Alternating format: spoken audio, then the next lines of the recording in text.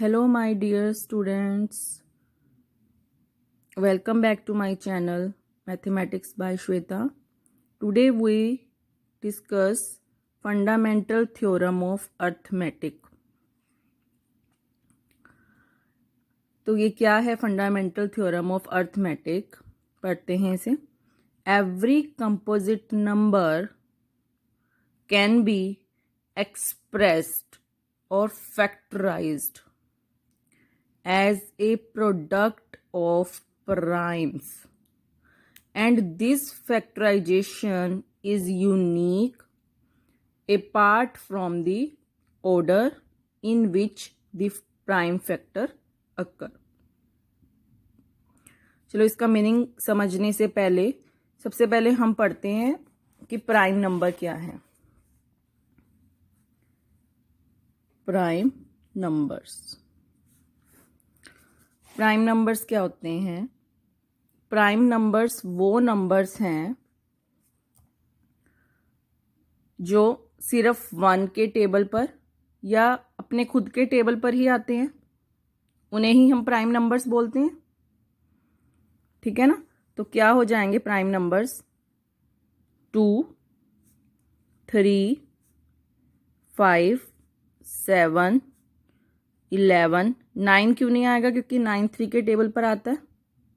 तो prime numbers कौन से नंबर हैं जो सिर्फ 1 के टेबल पर और सिर्फ अपने ही टेबल पर आए. जैसे 2 जो है, 2 सिर्फ अपने ही टेबल पर आता है और 1 के टेबल पर आता है. ऐसे ही 3 भी, 5 भी किसी और टेबल में नहीं आता, 7 भी नहीं आता, 11, 13 लाइक दिस, 17, 19. ये सब नंबर इस तरह से आप फाइंड कर सकते हैं. ये नंबर क्या हो जाएंगे? Prime numbers. और अगर हम प्राइम नंबर्स का फैक्टराइजेशन करें, जैसे अगर प्राइम नंबर का, तो वो क्या बनेगा? सिर्फ 2 इंटू 1. 3 का करें तो वो भी 3 इंटू 1 ही बनेगा. 5 का करें तो 5 इंटू 1, और तो कोई अनदर नंबर नहीं आ रहा फैक्टराइजेशन में इसके. तो जिन नंबर के फैक्टर सिर्फ 1 या खुद वही नंबर हो, तो उन नंबर्स को क्या बोलते हैं? Prime numbers. Next is composite number. तो अब कंपोजिट नंबर्स क्या होंगे? प्राइम नंबर्स तो आपको समझ आ गए, जिनके फैक्टर सिर्फ 1 हो और वो खुद ही नंबर हो, वो प्राइम नंबर्स होते हैं. तो कंपोजिट नंबर क्या होंगे अब? तो कंपोजिट नंबर वो नंबर्स होते हैं जो प्राइम नहीं है, या ऐसे भी कह सकते हैं कि कंपोजिट नंबर वो नंबर्स होते हैं जो अपने अलावा किसी और दूसरे टेबल्स में भी आते हों. ऐसे भी कह सकते हैं. तो वो नंबर क्या होंगे? लाइक 4, 6, 8, 9, 10. ठीक है? तो इस तरह से ये नंबर क्या हो जाएंगे? Composite number. तो कंपोजिट नंबर को हम as a factor of another number लिख सकते हैं. ठीक है? जैसे 6 को क्या लिख सकते हैं? 2 इंटू 3. 8 के क्या बन जाएंगे? 2 इंटू 2 इंटू 2. 9 के 3 इंटू 3 लाइक दिस. तो इन कंपोजिट नंबर को जब हम as a factor of prime numbers लिख लें, एज ए प्राइम नंबर्स लिख लें, तो उसी थ्योरम को हम क्या बोलते हैं? Fundamental theorem of arithmetic. अगर हम कंपोजिट नंबर को यहां लिखा है ना, every composite number can be factorised as a product of primes. तो कंपोजिट नंबर को हम as a product of primes लिख पा रहे हैं. ये 2 नंबर जो आ रहे हैं, 2 या 3, ये सभी प्राइम्स ही हैं. ठीक है? तो यही आपकी ये थ्योरम है.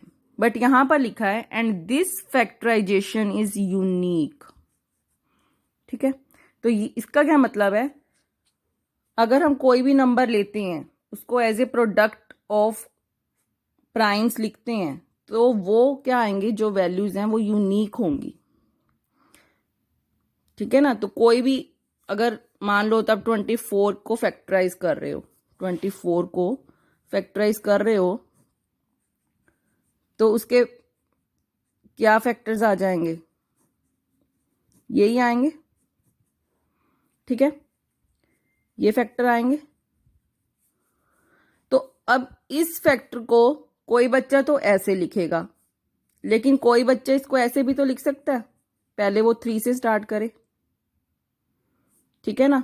या फिर कोई ऐसे भी लिख सकता है 2 इंटू 3 इंटू 2 इंटू 2, मतलब पहले उसने 2 से स्टार्ट किया, फिर 3 से, फिर 2 और 2। तो सबका लिखने का मेथड डिफरेंट हो सकता है। फैक्टर तो सेम आ रहे हैं, फैक्टर्स में तो कोई चेंज नहीं आ रहा, फैक्टर्स तो 4 ही आ रहे हैं इसके, बट वे डिफरेंट हो सकता है, ऑर्डर डिफरेंट हो सकता है इसका। ठीक है ना। तो यही फंडामेंटल थ्योरम में लिखा है, every composite number can be expressed और factorised as a product of primes. हमने कंपोजिट नंबर को as a product of primes लिखा है। And this factorisation is unique, मतलब सबकी सेम होगी फैक्टराइजेशन। ऐसे नहीं है कि आप किसी नंबर को फैक्टराइज कर रहे हो तो उसके डिफरेंट नंबर आ रहे हैं, मैं अगर उसको सेम नंबर को फैक्टराइज कर रही हूं तो मेरे डिफरेंट नंबर आ रहे हैं, ऐसा नहीं हो सकता। नंबर्स तो सेम ही आएंगे, यूनिक ही आएंगे, बट उनका ऑर्डर डिफरेंट हो सकता है। लिखा है ना, part from the order in which the prime factor occur. तो ऑर्डर आगे पीछे हो सकता है, लेकिन फैक्टराइजेशन यूनिक ही आएगी। ओके, क्वेश्चन देखते हैं। Consider the numbers 4 raised to power n where n is a natural number. Check whether there is any value of n for which 4 raised to power n ends with the digit 0. तो question में क्या कह रहा है, वो कहता है कि एक नंबर सपोज करो 4 raised to power n, जहां पर n क्या है, नेचुरल नंबर। नेचुरल नंबर्स क्या होते हैं, 1 2 3 4 सो ऑन अप टू, जहां तक भी ले जाओ इसको, तो ये नेचुरल नंबर्स हैं। ठीक है, तो एक नंबर कंसीडर करो 4 raised to power n, तो वो कहता है कि इसमें अगर आप n को कोई भी वैल्यू दो, नेचुरल नंबर में से n को कोई भी वैल्यू दो, तो जो भी आपके पास यहाँ वैल्यू आएगी उसका एंड 0 होना चाहिए। मान लो यहाँ पे आपके पास 5 डिजिट नंबर आ जाए या 6 डिजिट नंबर आ जाए, तो बट जो एंड डिजिट होगी वो 0 होनी चाहिए। क्वेश्चन का ये मीनिंग है। ठीक है, तो आप कैसे सोच सकते हो, यहाँ पे हम n की क्या वैल्यू ले, उसे सॉल्व करके हमारे पास एंड में 0 आ जाए। ऐसी कोई वैल्यू है हमारे पास नेचुरल नंबर से? अगर हम सपोज करके देखें, मान लो हम पहले 1 ही लेकर देखते हैं n को जब हमने 1 लिया तो वैल्यू 4 आई। जब आप n को 2 लेंगे तो 4 इंटू 4 16 आ जाएगा। जब आप n की वैल्यू 3 ले रहे हैं तो ये 64 आ जाएगा। ऐसे ही 4 लेंगे तो 256, ऐसे ही आपके पास ये नंबर आते रहेंगे। लेकिन आपको लग रहा है कि क्या इसके पास कोई ऐसा नंबर आएगा जिसकी एंड डिजिट 0 हो? अभी तो हम नहीं फाइंड कर सकते उसे। हमें इतना पता है, to get 1 and 0 if we have one pair of this two factor 2 and a 5, क्योंकि ये 10 के इक्वल होता है। अगर आपके पास किसी भी कंपोजिट नंबर के फैक्टराइजेशन में ये दो नंबर आ जाएं तो हम कह सकते हैं ना कि कोई भी नंबर जो होगा उसका एंड 0 है। ठीक है ना। तो अगर आपको एंड में 0 चाहिए, कोई 1 0 चाहिए, तो ये तो पेयर का आना ही पड़ेगा 2 इंटू 5। और अगर आपको 2 एंड 0 चाहिए, 2 एंड चाहिए 0 में, तो यानी 2 पेयर को आना पड़ेगा, 2 पेयर को आना पड़ेगा, यानी इस तरह से आना पड़ेगा। ठीक है, तभी आपको एंड में किसी डिजिट में 2 जीरोस मिलेंगी, और अगर 1 जीरो चाहिए तो इस पेयर का आना जरूरी है, तभी हमें एंड में 0 मिलेगी। ठीक है, तो अब यहाँ पे 4 रेज टू पावर n है, इसके हम फैक्टराइजेशन करते हैं। 4 की 4 रेज टू पावर n है, तो 4 का फैक्टराइजेशन किया तो क्या आ रहा है, 2 इंटू 2। इसके फैक्टर में तो बट 5 आ ही नहीं रहा, तो 2 इंटू 5 का तो आना जरूरी है अगर हमें 0 चाहिए। ठीक है ना, इसको और कैसे लिख सकते हैं, 2 रेज टू पावर 2n या 2 raise to power 2n।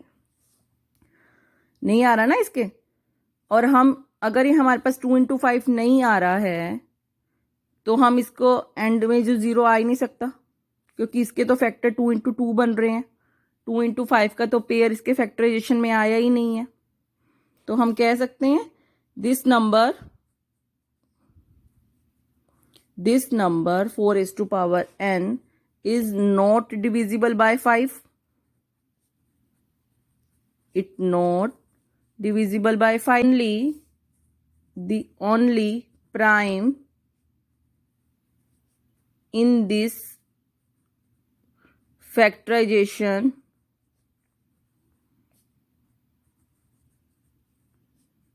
of 4 raised to power n is 2.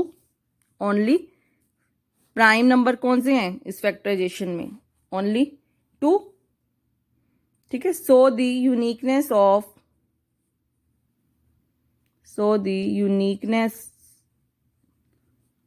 Of the fundamental theorem of arithmetic says that there are no other primes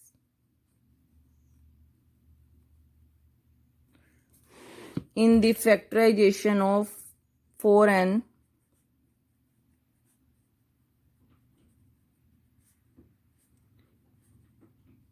so there is no natural number n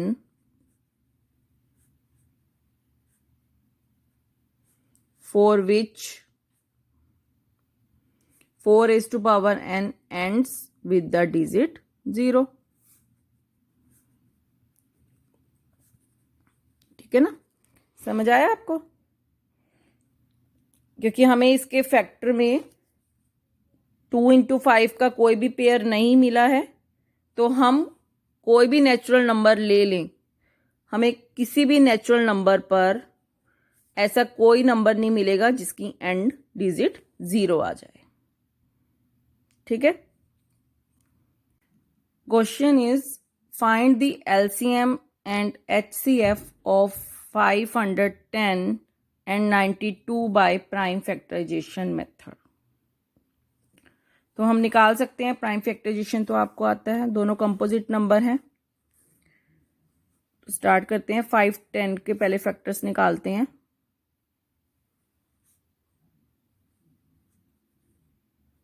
this 2 से 5 लेते हैं। ठीक है, 3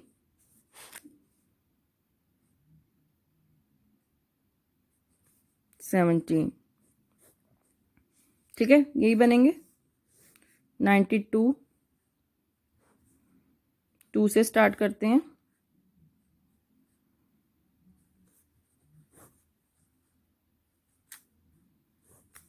twenty three भी एक prime number है।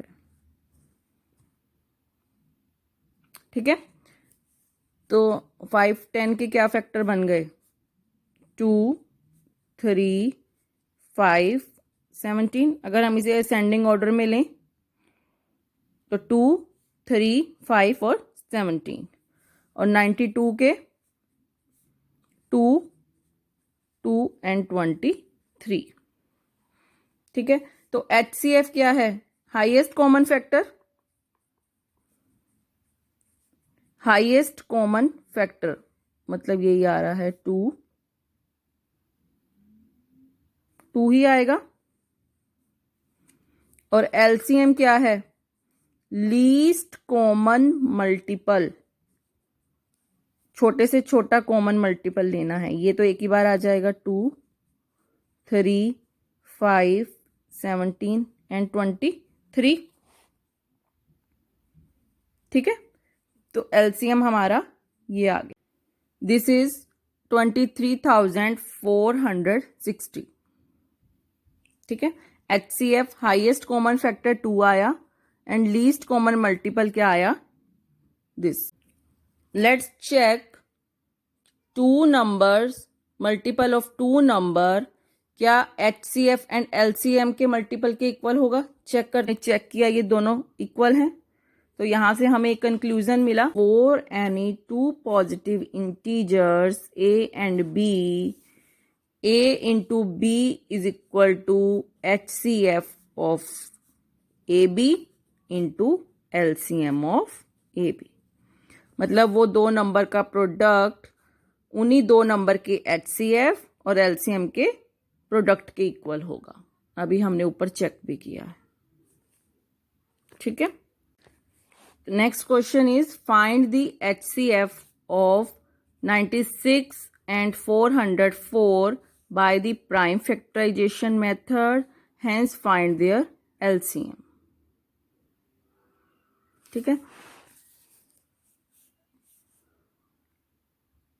तो यहां पे पहले क्या करेंगे, हम इसको नंबर्स को उनके प्राइम फैक्टर में लिखेंगे। जैसे 96 को भी उसके प्राइम फैक्टर में लिखेंगे और 404 को भी। तो 96 से शुरू करते हैं।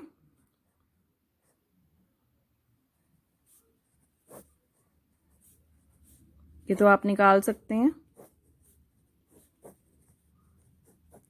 और इसके प्राइम फैक्टर क्या होंगे?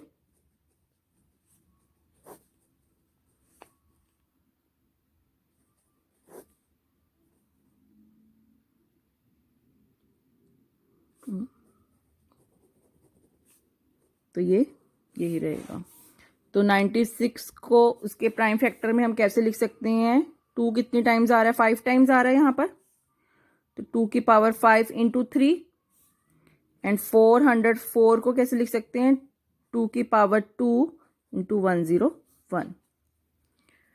तो HCF तो उन्होंने कहा है हमें बाय द प्राइम फैक्टराइजेशन से निकालो। सिर्फ HCF को बोला है उन्होंने बाय प्राइम फैक्टराइजेशन। ठीक है, तो HCF क्या आ जाएगा? कॉमन वैल्यू, यानी 2 रेज़ टू पावर 2 आ जाएगा। यही दोनों में कॉमन है। बट उसने कहा फिर हैंस फाइंड देयर LCM। उसने ऊपर नहीं कहा हमें find the HCF and LCM of this number by the prime factorisation method. तो अब हम LCM यहां से नहीं निकाल सकते प्राइम फैक्टर से। LCM निकालने के लिए जो हमने अभी फॉर्मूला पढ़ा इसका यूज करना पड़ेगा। ठीक है, तो इसको यूज करेंगे तो क्या आएगा? A into B is equal to HCF of this into LCM of this. ठीक है, तो 96 into 404 is equal to HCF given है हमारे पास इंटू LCM। तो LCM निकाल सकते हैं हम यहाँ पे। 96 इंटू 404 डिवाइड बाय 4, तो ये किसके इक्वल आ जाएगा? 9696। अब ओके, तो अभी हमने ये 2 नंबर्स पे चेक किया कि 2 नंबर का प्रोडक्ट, कंपोजिट नंबर का प्रोडक्ट उसके HCF और LCM के प्रोडक्ट के इक्वल होता है। तो अभी हम यही सेम चीज 3 नंबर्स पर भी चेक करके देखेंगे कि क्या यही सेम रूल 3 नंबर्स पर अप्लाई होता है। तो इसके लिए हम क्वेश्चन देखते हैं। Find the HCF and LCM of 6, 72 and 120 using the prime factorisation. अब हमें प्राइम फैक्टराइजेशन से ही HCF और LCM दोनों निकालने हैं। तो 6 के प्राइम फैक्टर क्या बन जाएंगे? 2 एंड 3। ठीक है, 72 के क्या बन जाएंगे? ये आप कर सकते हो फैक्टराइजेशन। तो 2 3 टाइम्स आ रहा है और 3 2 टाइम्स आ रहा है। एंड 120 के फैक्टर निकालोगे तो वो ये आ जाएंगे। तो HCF निकाल सकते हैं अब हम 3 नंबर का, तीनों में जो कॉमन हो। तो यहां पे तीनों में लीस्ट 2 है,